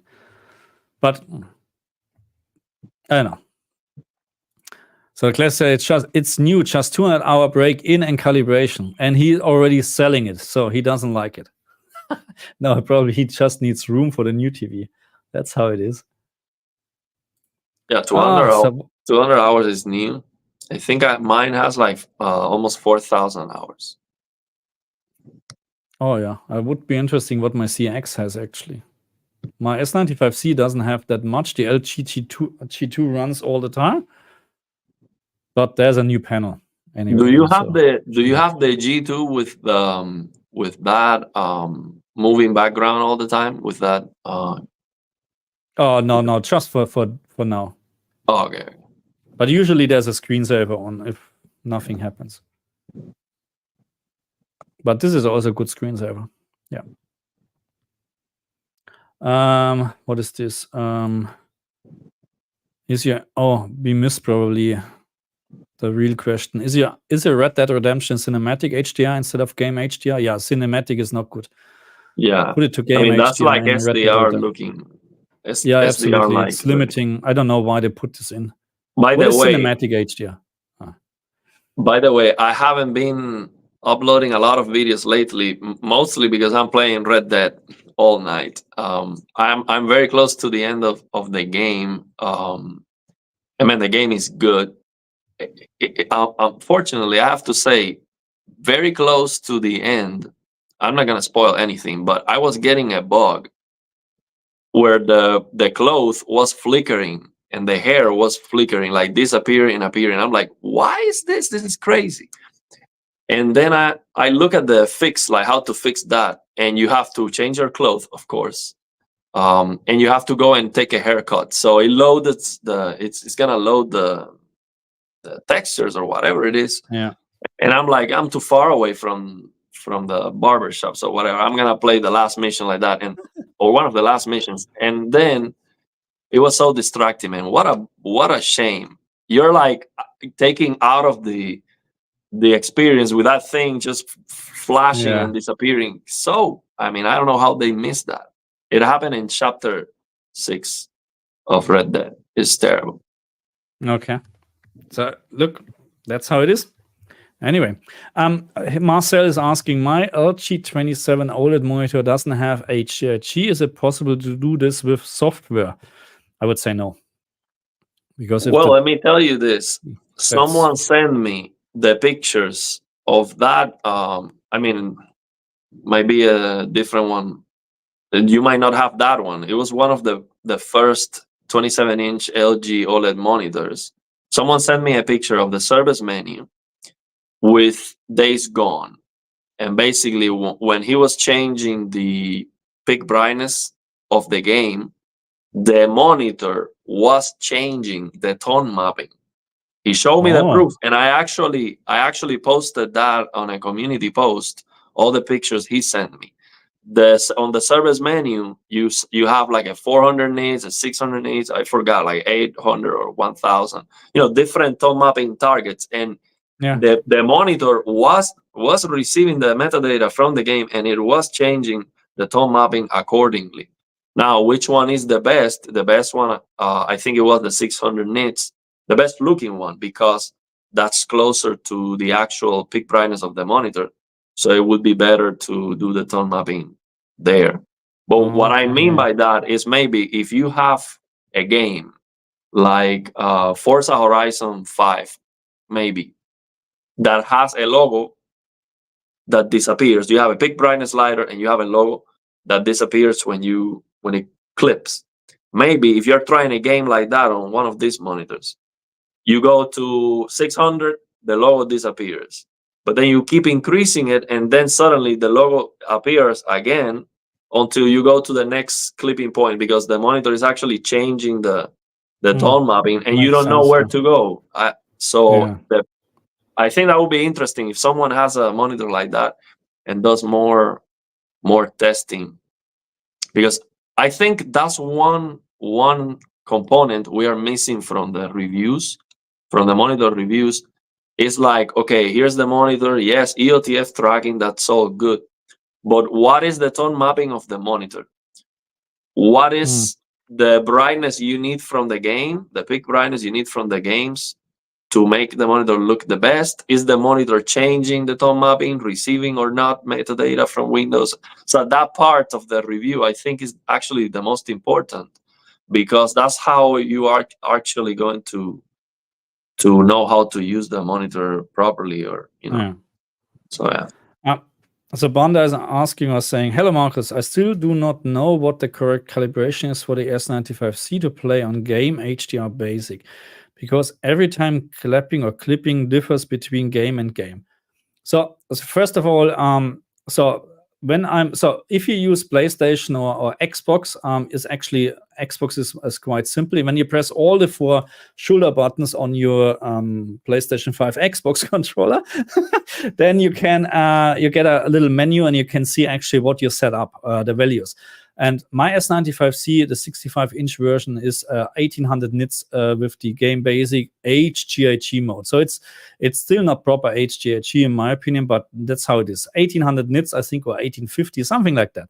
And don't rely too much on game settings or calibration screening games, because I have seen this in many games that they are wrong. They're just wrong. Okay, so nowadays actually they're getting better. But some of the games, they're just wrong. Okay, so you follow the instruction on the screen, but it's not the right values. Okay, anyway, you shouldn't have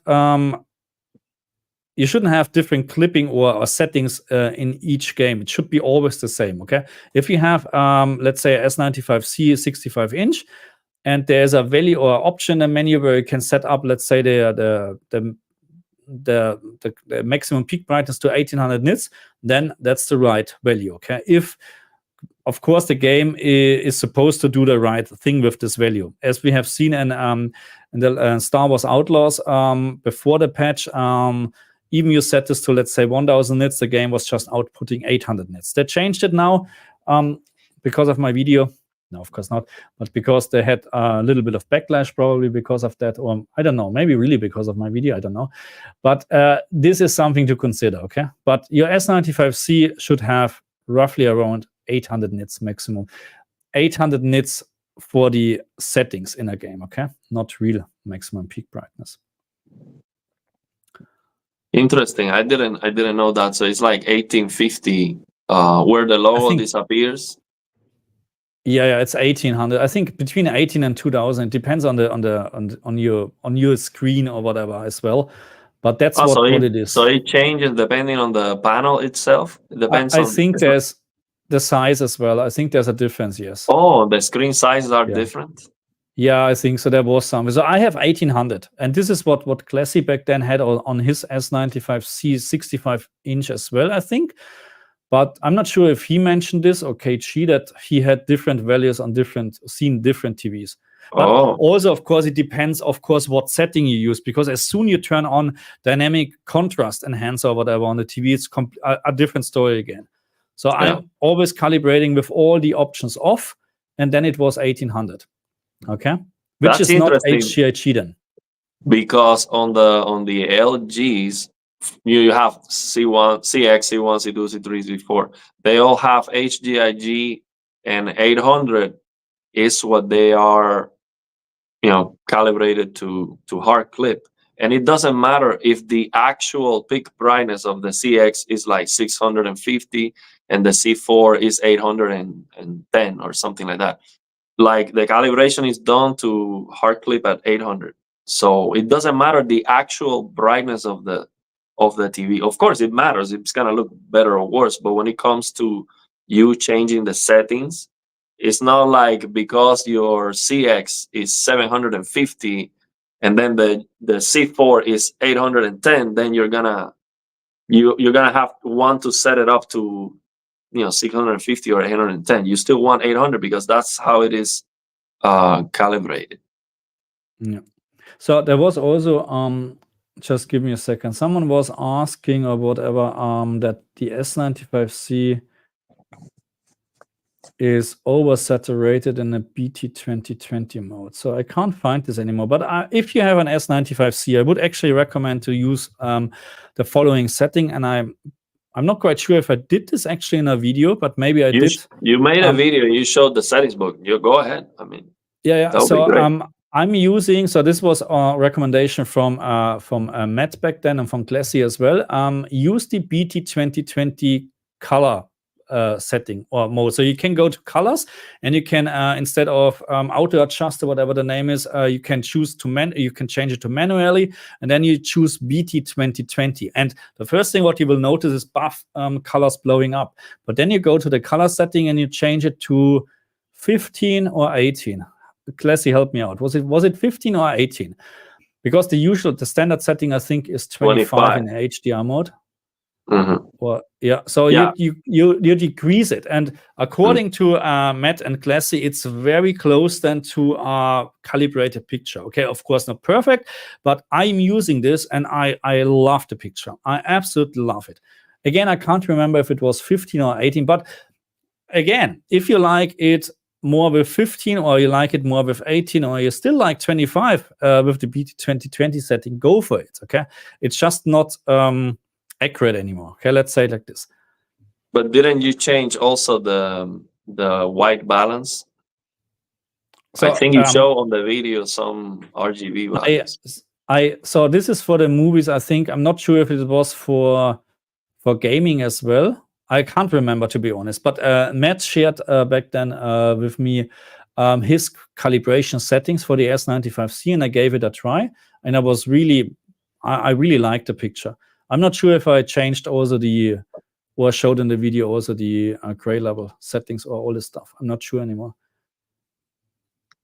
But yeah, do it, okay? Just use the BT 2020 mode in game mode, BT 2020 color space, and then decrease the color to 15 or 18. Again, I can't remember what it was. This one here. Oh, sorry. You pressed the same. Or did I do this? Oh, is that? Yeah, I think this is before.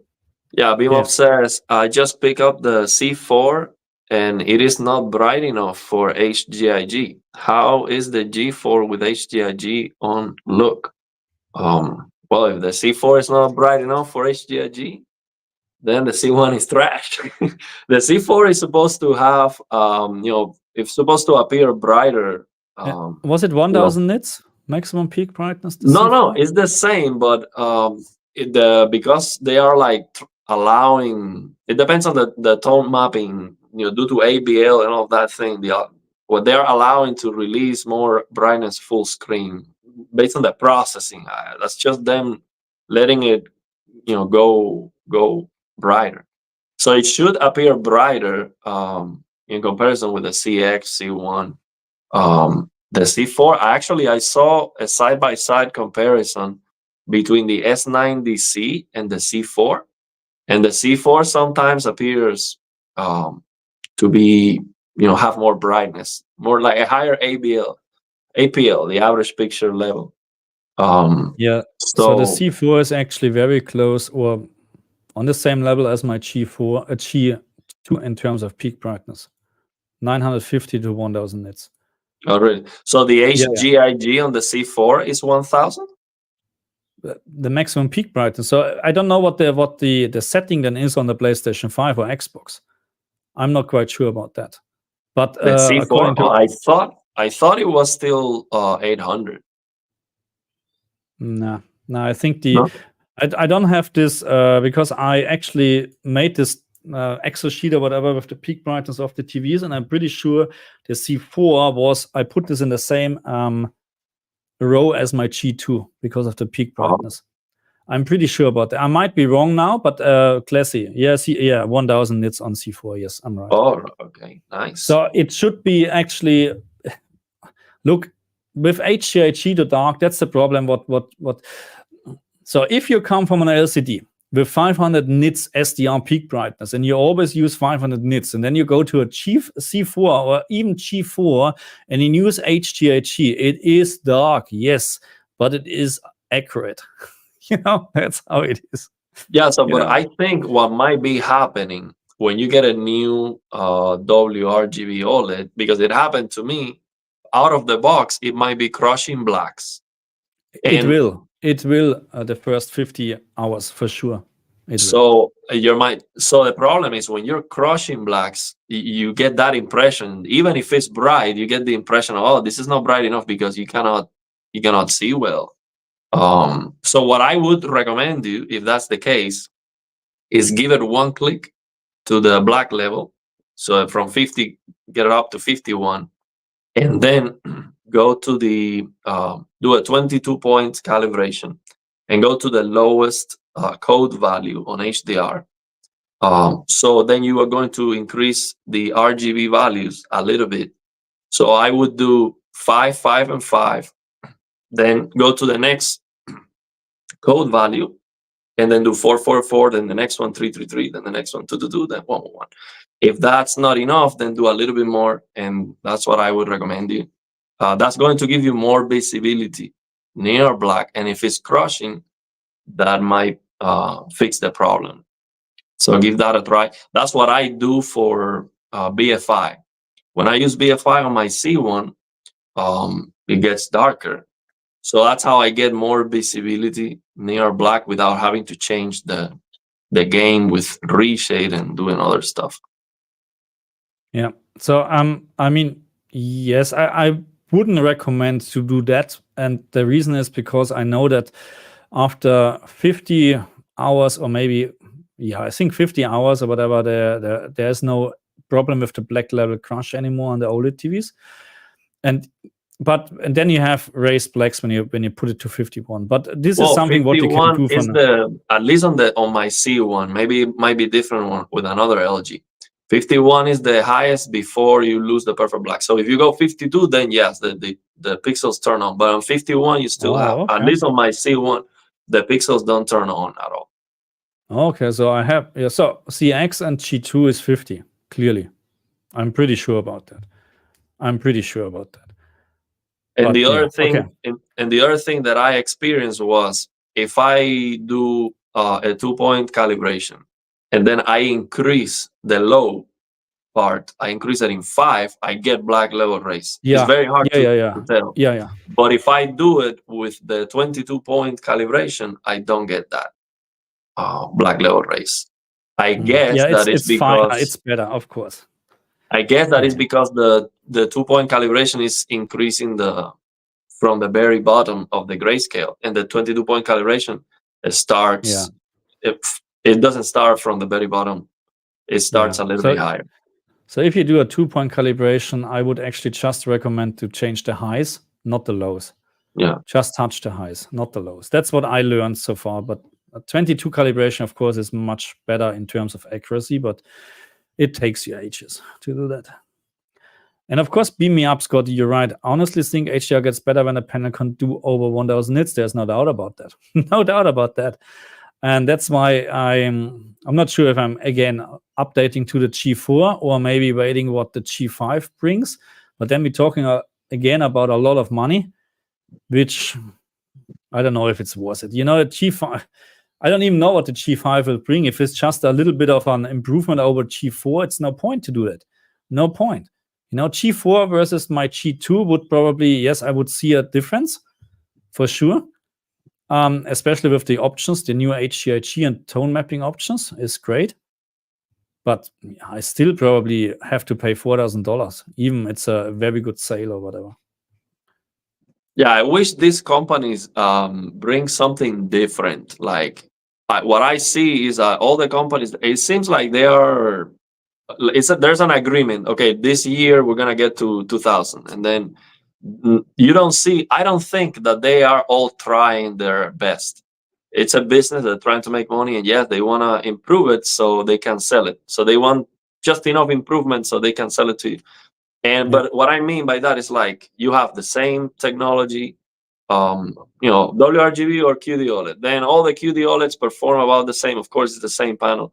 But what I would like to see is different stuff. Like, this year there's a new thing. But of course, it costs a lot of money in development and all of that. It just, of course, it cannot work like that. But I wish we had like different things, like completely different technologies so it would be more interesting. That's something for you here. Ariel, by the way, the new Asus 27-inch 2K 480 Hz OLED PG27A QDP have VFI on 240 Hz, and it looks amazing, but you have to deal with no HDR and no VRR. Yeah, I saw that review. The thing is, that's great. I like that they have the option, and yes, that's gonna look very clear. But of course, you need 240 frames per second, locked, no drops whatsoever, so that you take out of the picture all the AAA games, basically, even at 1440p because of a CPU limitation. Now, with new NVIDIA GPUs and with motion interpolation, now we're going to start to see 2x, 3x, and 4x. I'm sure the next step for NVIDIA is going to be to quadruple the frame rate. And that's going to be great for these monitors. So you can actually use something like that. You can get 120 frames, that's realistic. But to get 480 frames, that's not. Unless you're playing Counter-Strike or something like that. But the thing is, that monitor cannot give you better motion clarity than 2 milliseconds of persistence. So basically, 480 Hertz is 2 milliseconds of persistence. And because OLED is great when it comes to the gray to gray and all the other qualities, the responsiveness of the pixels, you do have 2 pixels of motion blur when moving at 1,000 pixels per second. So what that means is that on that 480 Hertz monitor, you open the UFO test and you change the speed to 480 pixels per second. And the UFO test is going to have 1 pixel of motion blur, which means that it looks perfect at a normal viewing distance. Because 1 pixel of motion blur is still 1 pixel of motion blur. You have half a pixel of motion blur at the leading edge and half a pixel of motion blur at the trailing edge. But at a normal viewing distance, you're not supposed to see the pixels individually. So that's supposed to look perfect. And if you increase the speed of the UFO test to 960 pixels per second, the alien eyes, the pupils of the alien eyes, should still be visible, but they are going to be a little bit blurry. Just a little bit blurry, but that's great, what I'm saying. That's going to be great. But because that monitor is only doing BFI, which is inserting a black frame, so you're getting 240 FPS, and that monitor is just inserting a black frame in between. So it's running at 480, really. And so you cannot get better than that. If that monitor had a similar scrolling technology than the C1, the motion clarity would be insane, and it would be 2.6x basically. So if you get 240, multiply that by 2.6x. that'll be a lot better.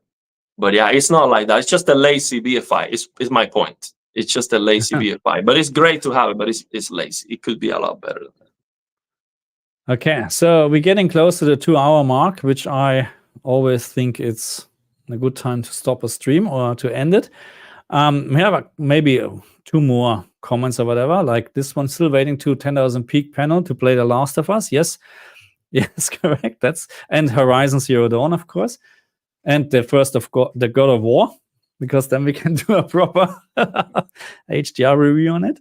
Yeah, he's right. Yeah, 10,000 nits. Yeah, but let me tell you, even on a 10,000 nit display, that's not gonna look great. God of War, it looks terrible. It doesn't matter if you have 10,000 nits. The contrast is messed up. It's and Horizon is the same thing. So that's not gonna fix those. Okay, so one more comment, and then I think it's good for today. Rufus, are the next generation of NVIDIA's cards coming out next year? I don't know. Was there any rumor so far? Was there anything? I don't know. I don't know. But if they come, prepare your anyway. Yes, I just bought a $1,800 for my 4080. $1,800 Australian dollars. Okay. What I am expecting from NVIDIA is, of course, you're gonna get better performance just raw. But from the technologies, I am expecting them for sure to have a frame generation that triples and quadruples the FPS to cater to these new monitors, these high refresh rate monitors. That's a no-brainer. I mean, they have to. I don't see why they wouldn't. And what I would really like is for them to go to the next the next step, basically. In my opinion, they should definitely work on asynchronous reprojection. What VR headsets have, that's where it's at. Because with asynchronous reprojection, you don't affect the input lag at all. So if the input lag is not going to take a hit, and you can get as many frames as you want. So what I want from NVIDIA is to do asynchronous reprojection with AI to fix the occlusion artifacts and all the defects that we have with asynchronous reprojection. And that would be, between frame generation and asynchronous reprojection, I think that's really what we need. But of course, you're going to have to buy a 50 series GPU, 5,000 series GPU, of course. This would be great, huh? Getting official TVs certified. So no certification for you. Yeah, okay. Yeah, but we had this topic already. I really would like to look into some studios or whatever and look at the monitors where they're color grading games and stuff like that. I mean, I think they should send you definitely before releasing a game. Hey, here's the review code. Let us know how is the HDR looking, and you tell them, okay, it's trash. You have to fix that. Yeah, thank you for working with us. Yeah. It's probably not that easy, but yeah, I know what you mean. Yeah, and then still probably nothing would change because anyway. Yeah, and this is the last. I bet the 5090 will still struggle to play Alan Wake 2 at 4K max settings. Probably, yes. Probably because, yeah, that's how it is. Ray tracing costs a lot. That's why I think it should focus on more HDR than ray tracing, but that's just my opinion. Yeah, I just want the games to look, to have more pixels, honestly. Like, I do not like this idea of quality of the pixels because, yes, the lighting improvement is impressive. Ray tracing looks great. Is the future and all of that. But there's a point where it's not worth it to make the game look so blurry so you can increase the fidelity. Because if you lose sharpness, then that's not better. What I do is to lower settings so I can get more pixels. So why would the developers go against that all the time? They're trying to just add more and more fidelity and lower and more the the pixels. I don't think that's a good idea. Yeah. Okay, so let's just quickly do this. I heard S95C is unable to upscale, as well as LG for non-native 4K games. No, that's not. A TV will always upscale to its native resolution, always, because otherwise you wouldn't have a full screen. I don't know. Maybe you think about something else. Marcus, try following Dave Chafe on YouTube. He takes call in on his streams for his Discord. Oh, he doesn't make games anymore, but could likely point you in the direction of who to talk to. Oh, that's actually, I need to put this right now. That's a good thing. Thank you very much, Glassy. David Chaffee. Where did I know the name? Why do I know this name? Why did I don't know where to put it right now. I don't know. I've never heard that about that. I'm pretty sure I heard this name already. Anyway, I'm looking into this. Thank you very much, Glassy. Yeah, of course, the console is outputting. But if you would, let's say, feed a 4K screen with 1440p, the 4K screen would do the upscaling to 4K. Because otherwise you have just 1440p pixels on the screen, and the rest is black. That's okay. I was scrolling through the comments and I hit that. That's okay. Yeah, $2,000. He's the creator of Twisted Metal games. Yes. Also the God of War original games. See, I know this. Oh, name. I know this name. Yeah, I know who that guy is. Yeah. Yeah. That's why it was so. I know this, but I can't put it somewhere at the moment. Anyway, yeah, I've seen his YouTube channel. Yeah. Yeah, I will look into this, and maybe we can have him actually on a stream at some point, or maybe we are able to join his stream. Okay, would be interesting. Okay, that would be great. Yeah, I like him. He's like direct, like he speaks very, very strongly. I like him a lot. So that would be great if we can have someone like him who was in the gaming industry to talk about all this stuff. Let me try to reach him out if he responds or whatever. Let's see what's going on. Okay, but we're inviting. We're hoping to have more to collaborate with more YouTube channels. Yeah, absolutely. The more the better, the more the merrier. Okay, but I think 2 hour mark. That's it. And I say thank you very much for joining, Ariel, of course, and all the viewers. Again, was really great. Have a great time. Yeah, looking forward for next Sunday, whatever the topic will be. Not sure about that at the moment, but there are a couple of topics, in my head, and I need to discuss this with Ariel first, and then maybe we're going a little bit more controversial next time. Let's see. Yeah, we're trying to see if we don't get canceled. We're trying to not get canceled. Yeah, that's the thing for the next stream. Okay, we're trying not to get canceled. Okay, that's all what we like to Dragon Age. What we like to say. Okay, no worries. Now, okay, it was great. Okay, thank you very much for watching us, and yeah, we see you next time. Okay, thank you. Have a good one.